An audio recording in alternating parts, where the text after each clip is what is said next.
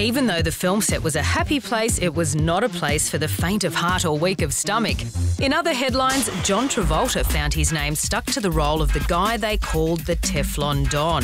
And Mark Ruffalo finds it delicious to boss around Juliette Lewis and Orlando Bloom. It looks like new Aussie movie Red Ink could follow in the footsteps of Wolf Creek and the Saw franchise with big international success. This is a peek behind the scenes of the horror comedy that stars the guy from Bad Boy Bubby, Nicholas Hope. Red is effectively the boss from hell, and he's become that by being a falsely convicted person. And the heroine of the story is played by Kelly Pataniti. What are you shooting today? Well, it's a bit of a scampering scene through a grate. The pressure's on, trying to get away from this Red character. And the visionary director getting it all on film is Dan Craig. Red Ink really is a kind of a fantastic metaphor about the crappiness of being chained to your job, isn't it? It is, and you know, I've had some of those jobs in the past. This isn't one of them, however, you know.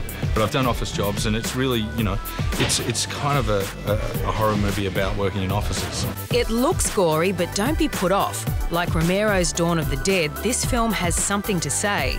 It's about being chained to a job you hate. It's madness. It is madness on a global scale.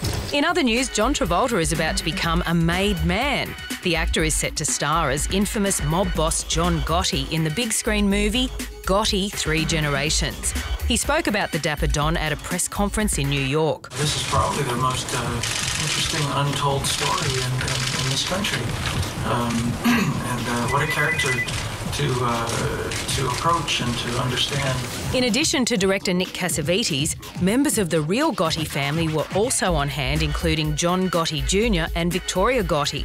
Lindsay Lohan was there too, and while it hasn't been confirmed yet, Lindsay is Victoria's top choice to play her in the film. And actor Mark Ruffalo makes his directing debut with Sympathy for Delicious. Mark and his co-star Christopher Thornton discuss the long road to getting the film finished. You reach a point where you can't quit, because then it's all been a waste of, you know, what did we spend all that time for? After a while, it's like the walk of shame. There's like how's sympathy gone? Yeah, no, we gave up on that, you know.